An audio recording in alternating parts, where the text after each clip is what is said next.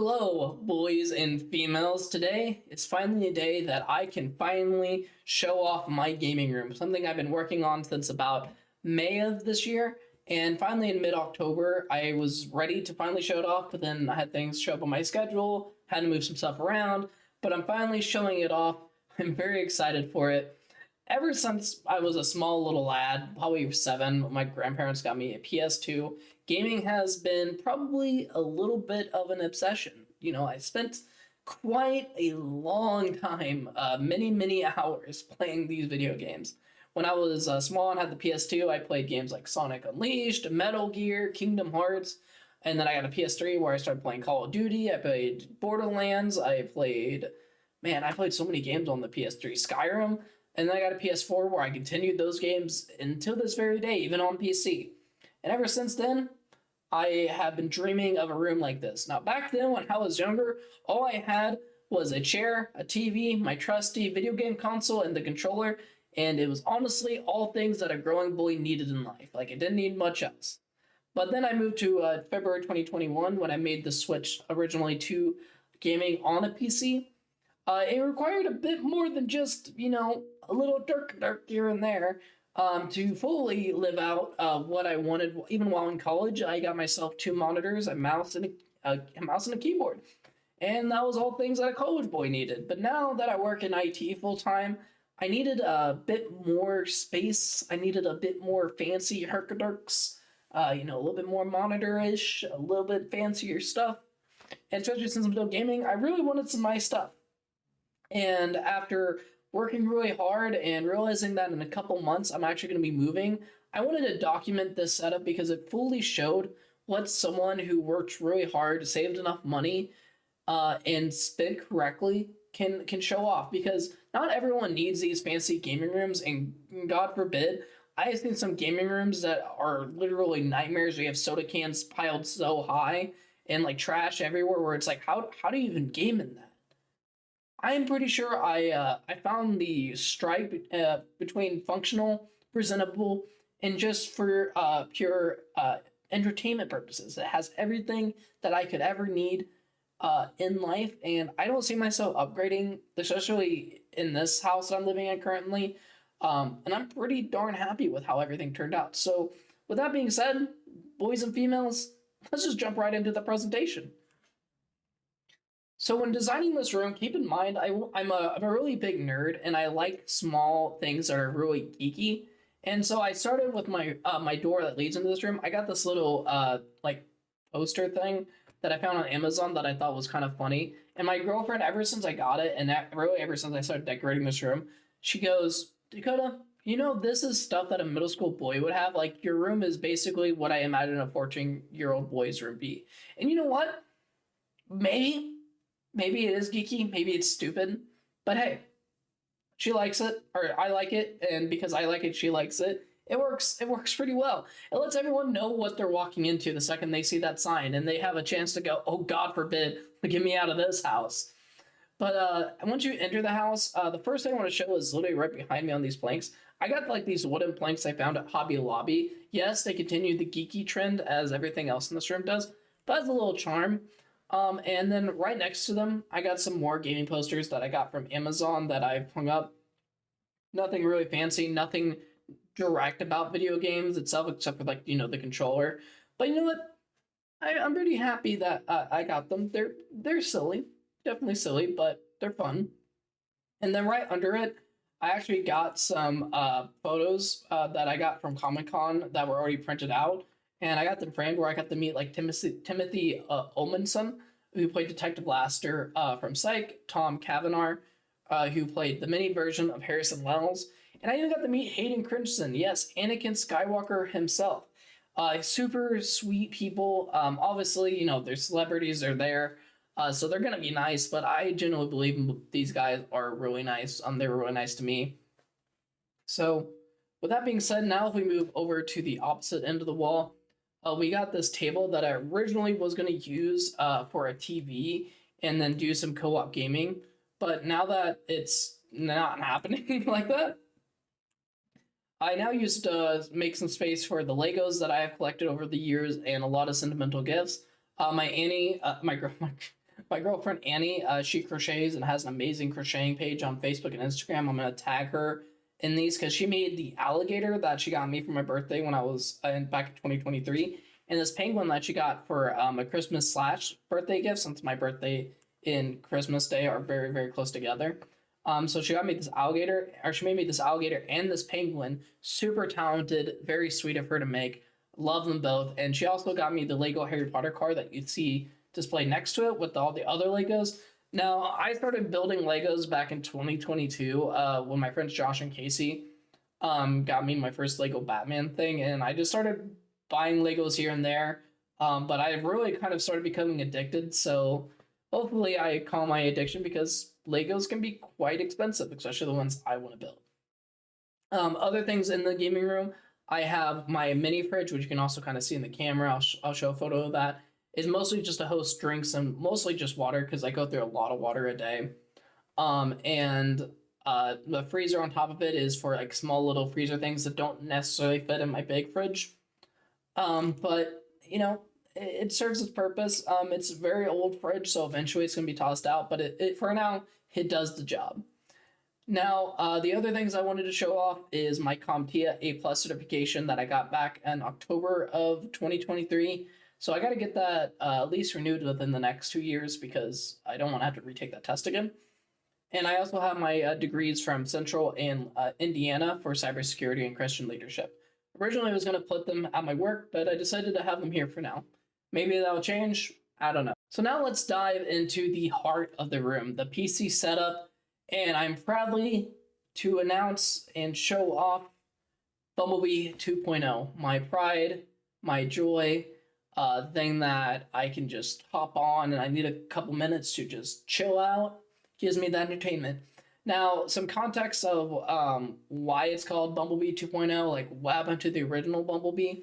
Well, Bumblebee 1.0, if you remember when I said in 2021 I got into PC gaming, it was a very small pre-built gaming computer that I got from Micro Center. It was small. It only had a 2060 Super, 1 terabyte of storage, which was an SSD, thankfully, and like 16 gigabytes of RAM. And it did its job. It was a very capable machine. It could run almost any game at pretty reasonable settings. But especially when I started moving into more IT work, I needed something that was a lot more powerful and much more easier to upgrade. Because when you had a computer the size that was, there was no way I was upgrading that graphics card. There's just no way. So enter Bumblebee 2.0. It's a beast of a machine, and as the kids say, it's got those LED lights which make everyone super happy and go, ooh, that's cool. I don't know why I have them, I just do, because why not? But it has an AMD Ryzen 7 7800 X3D CPU, 32 gigabytes of memory. It has a GeForce RTX 4070 Super. I was originally going to spend the extra $1,000 to get like a 4090, but I just said 4070 will do the trick. It also has 12 gigabytes of RAM on that GPU and a whopping 3 terabytes of SSD. It's a powerhouse. It handles everything I throw at it. Gaming, work, like this thing is a power hog. I can do a lot of things at once before it even like really picks up the fan speed. Of course, a PC is nothing without the great desk and peripherals that it comes with. Now, my desk is a simple L-shaped desk that I snagged off Amazon for about, I think it was about $60, $70 maybe. The extra space is literally a lifesaver. It helps me keep things organized. So let's start with kind of what I'm looking at mostly when I'm sitting down on my desk. So my main monitor is this AOC 34-inch curved ultra-wide. It's a 4K monitor, 180 hertz, and it's truly immersive when I play games like Marvel Rivals, running it at max settings at 4K and HDR. Now, I was somebody who was like, I'm never getting anything above a 27-inch monitor. It just wasn't going to happen. I didn't have the budget for it. I didn't want it. I didn't care for it. And now that I got it, oh my gosh, it's amazing. Having the extra peripherals, like when I'm playing the game, is like, I don't know how to explain it unless you actually sit down and do it. Like it's super cool. Having it curved and kind of the ultra wide means I can have more on my screen. And it's just a beauty, like playing Marvel Rivals. It is so beautiful. Playing games like God of War, max settings with all that extra screen real space. I'm all about immersion, and honestly, Now I say this now, and most likely I'll upgrade in the future, many years down the road.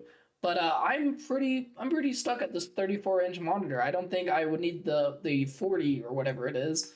But I highly recommend it. If you haven't got a curved monitor yet, highly recommend it. Above it, I got the 1080p Asus 144 hertz monitor. Now, why do I have my monitor set up the way I do is I wanted my main monitor to be my main focus. Like I'm doing work, it's up here, and some people, and even I at one point in time, had a monitor that would just sit like on my side or this side. Or at one point, I had my monitors kind of like spread, so I had this weird kind of open canvas in between it.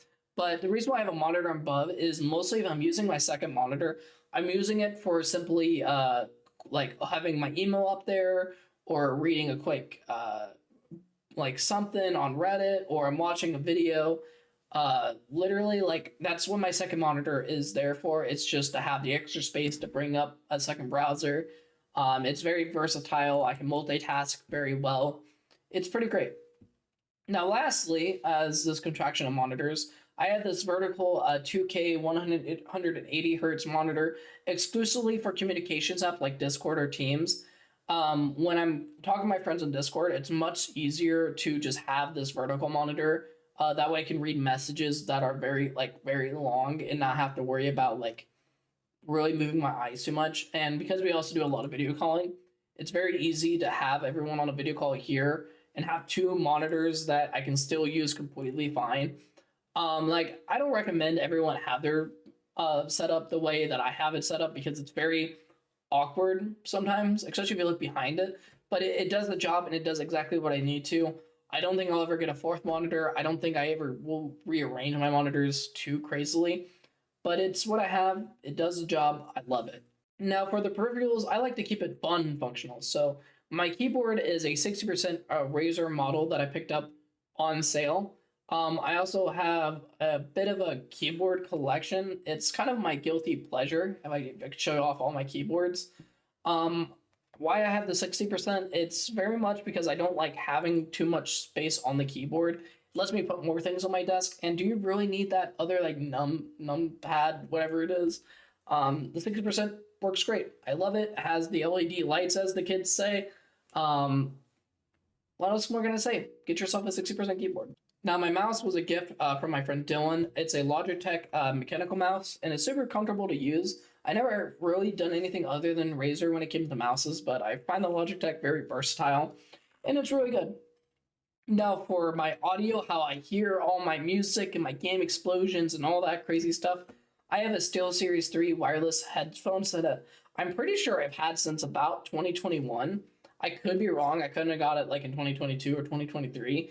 But I honestly can't remember having any other headphones than the SteelSeries. Like, I don't really, think I'll ever upgrade from these unless they completely die.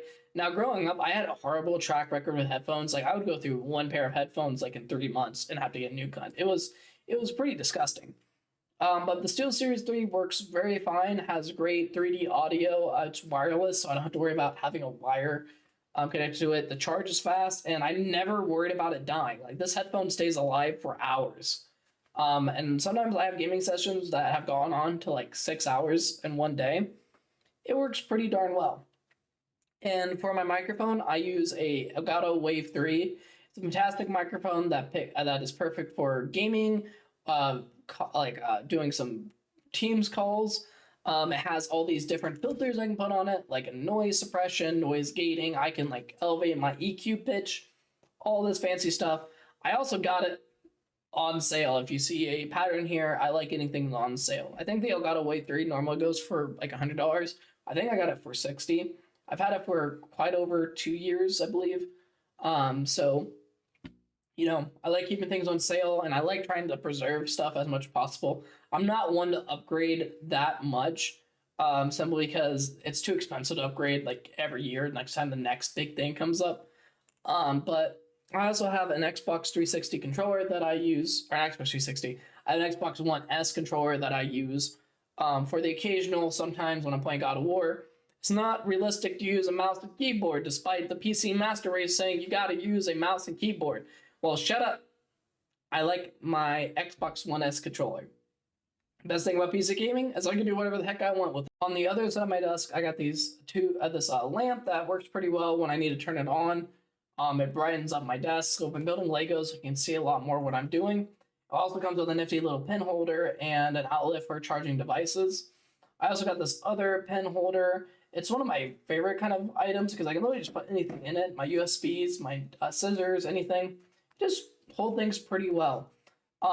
Another great item that was given to me as an anniversary gift from my girlfriend is this rare Pokemon card. There's only one in existence like it. So yeah, nerds, I'm winning. Now let's address the age-old question.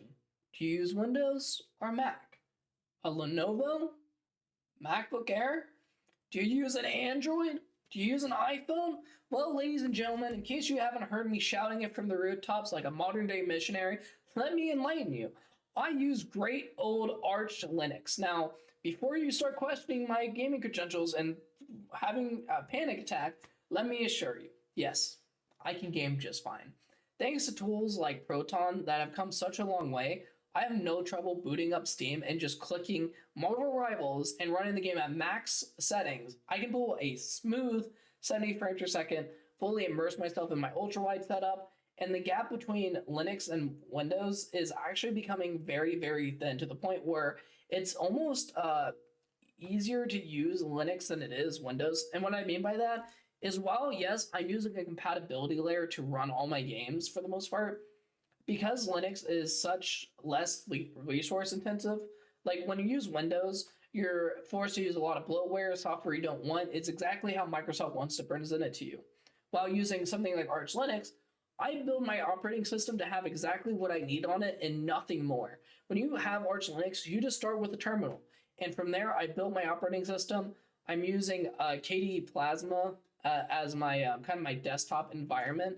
And literally, it's so easy to keep updated. I just type in a few little words. Next thing you know, my whole system is updated. I need a software. I just go sudo pacman-s. I need OBS. Guess what? OBS. There, it's installed. I don't have to go to any websites, and it works just fine. If you're interested in getting to Linux, I don't recommend starting with Arch. I recommend using something like Linux Mint or Ubuntu. But for me, the reason why I just love Arch Linux is because I have such a good knowledge in IT anyways, that I can basically make my life so much easier and so much more efficient working with using something that uses less resources like Linux. Lets me do so much more. Another reason I kind of started sticking to PC is emulation. And emulation on Linux is really cool because I have a lot more control over how things run. So right now, for instance, I'm using tools like PCSX2, which emulates PS2 games. I'm using Dolphin that emulates GameCube games. I even took my Switch, I dumped the ISO file onto my computer, put it into a emulator called Ryujinx, and guess what? I can boot up The Legend of Zelda Tears of the Kingdom, which is a game that just came out, I believe, earlier this year. If not this year, it was last year.